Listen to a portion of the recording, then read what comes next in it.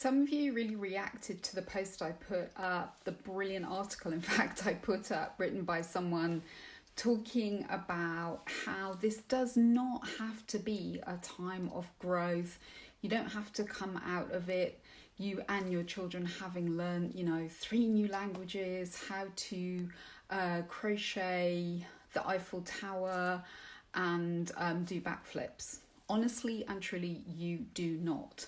So, just keep away from all those posts on social media and those people who are telling you that they are now fluent in Russian and Mandarin, because honestly, you don't need that and your children don't need it. But what I am concerned about for you is, how are you doing in terms of your inner resources? Because I was having a chat with my good friend Mike the other night, and we were both saying, and really not in a smug way, honestly, that we're glad that we have done so much work on grounding ourselves way before we knew this was a thing. I mean, I've been working on it over 50 years because this is a time when our inner resources, particularly those of us who are parents or working with children, are being massively tested. And it isn't a fail or succeed, you're not going to get a score for it. But just thinking then about, the book, The Body Keeps the Score by Bessel van der Kolk, that some of you may be familiar with, your body system and your children's body system will be keeping the score when it comes to how they recall this time in our history. So what does that even mean? What does that even mean? It may not be something you're at all familiar with. Well, when we think about trauma, sometimes we think about, well, trauma is in our minds, and if we or a child gets an opportunity to talk through their trauma, talk through something like a very difficult time like this, where maybe they even experience bereavement, and of course you do too, that maybe talking that through will make sense of it, will let some of the emotions out, and it will allow in some more comfortable journey through with it. Or it might be a time of loss and grieving around, especially for children, all the opportunities and things that aren't going to happen for them. Or there may be job losses or income losses, or, it's a long list. And then there's just that sense of something weird and being off in the air, which I think every probably not just human being, but probably the planets, or not the planets, what are those things? Animals are also sensing that unusual something around all of us. And of course, that, as well, is being recorded through now again, not so much our brains, but our body systems. So why is that? Why is this not such a time of intellectualizing and talking things through, just to get them in order? And honestly, when whatever comes next, it won't be so much about that either, because the inner resources we have are things that we hold in our body. It's our ability to feel that we are overwhelmed and know, I need to put my hand on my heart, I need to take a breath, I need to maybe do what I'm doing at the moment, not very well actually, sitting on the floor. I need to just go outside and just look at nature, look at a tree. Those are our inner resources. They're things that we hold inside of us, that feeling of, when I'm outside, actually I just feel calmer and more comfortable. When I put my hand on my heart and I take a breath, it just feels like I can go on again.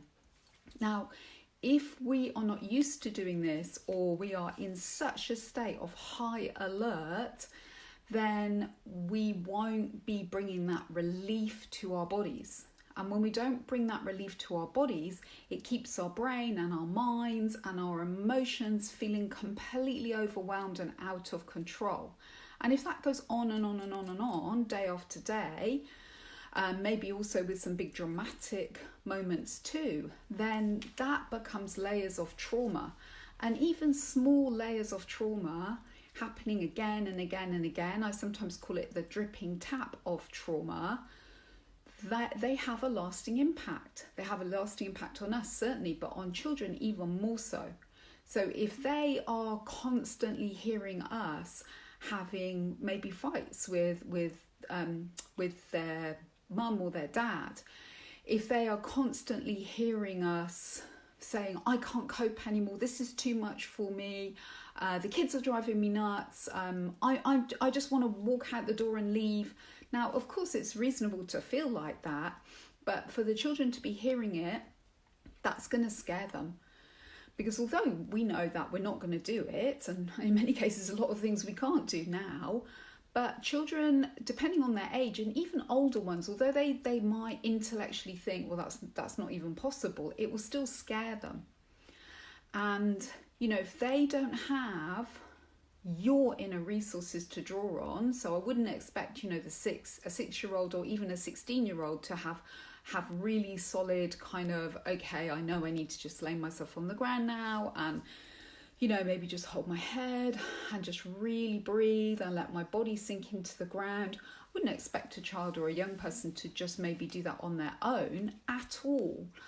But those are the things that will help. Those are the resources that we all have inside of us. They aren't things that we need to look at online for or join in with a class for. These are the things that when we, a bit like all the books behind me, when we build a library inside us of inner resources, then they're always there. And in times of, and I think we can call this a time of trauma in our history, then we just don't wobble as much. We just will not be affected long term in the same way. And I'm very concerned at the moment. There's a group for parents that I just pop in and out of to see if there's anything I can do. And the kind of posts I'm seeing in there at the moment, and again, this isn't a judgment thing. I would be one of those parents if my son wasn't grown up. But the amount of overwhelm and distress and fear and sadness I'm reading in all the posts, and you know, some people are feeling very, very, very frustrated towards themselves, towards their children. I've had other parents messaging me saying, you know, my child has suddenly started a very strange habit that I've never seen before. You know, I feel like I'm going to attack my other half soon. And of course, all these things are being absorbed by the children over and over and over again. And, you know, trauma isn't just a one-off big event like a car crash or someone dying. I mean, those are deeply traumatic. But we can layer inside of our children small amounts of trauma every day. And if we are not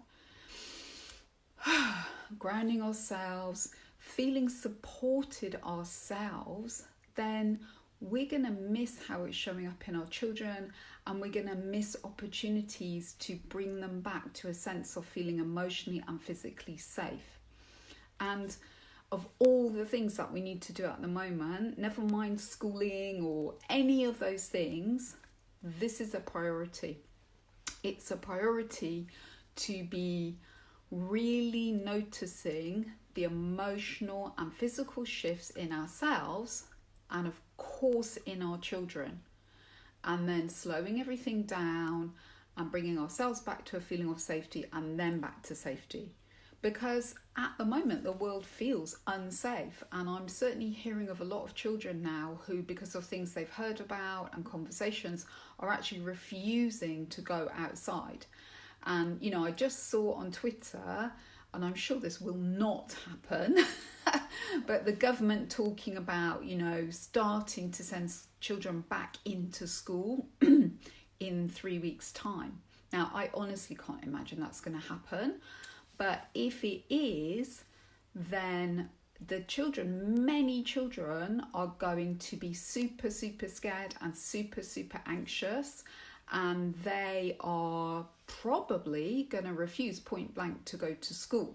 So please take this time, whether it is 3 weeks or another 3 months, to really focus in on resources, the inside resources you can build.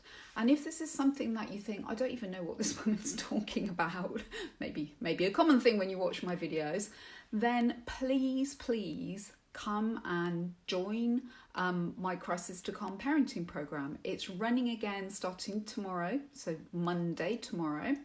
You can sign up now and it will be running again next Monday. And then I'm not sure after that, because I've got so many one-to-one clients at the moment. I'm not sure if I will carry on running it, because it's 5 evenings where I'm there with you live, offering you insights, but also small group support live there and then. You can bring your problems, you can bring your challenges, and we work through them and get solutions there and then. So if that is of interest of you, or you know a family or families who are really, you're maybe really worried about them, they keep coming to you for advice and support, and you think actually maybe they'll hear it more if they hear it from someone else, someone who is, a renowned professional in the field, who probably will be saying similar stuff to you. But often when we hear it again from another party and another party, then boom, it really clicks. So please slim your lives down as much as you can. Focus on the simple things, taking time to do some breathing. Maybe find a very simple yoga practice that you can do. Whether the children join in or not, you'll still be building your fantastic inner resources. Those are the ones that they keep needing to tap into, which is why it's so exhausting for you. Because the last thing that any person on this planet wants is for the children to come through this, and once whatever happens afterwards, actually all their trauma to start to emerge, because that's going to be a catastrophe. It's going to be a catastrophe for them. It's going to be a catastrophe for family life. It's not going to mean that everyone can just skip off and go back to work and the children will go back into school. The time to prepare the ground for whatever comes out of all of this is right now in your families. You are the best resource for your children, but you can't be expected to do this and know everything to do on your own.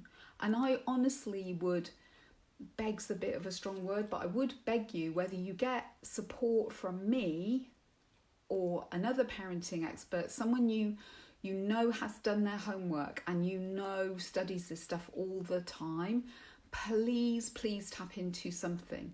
You are not meant to be doing this on your own as a couple, or however you're doing it. That's not what nature created. Nature created that families always have support systems available to them.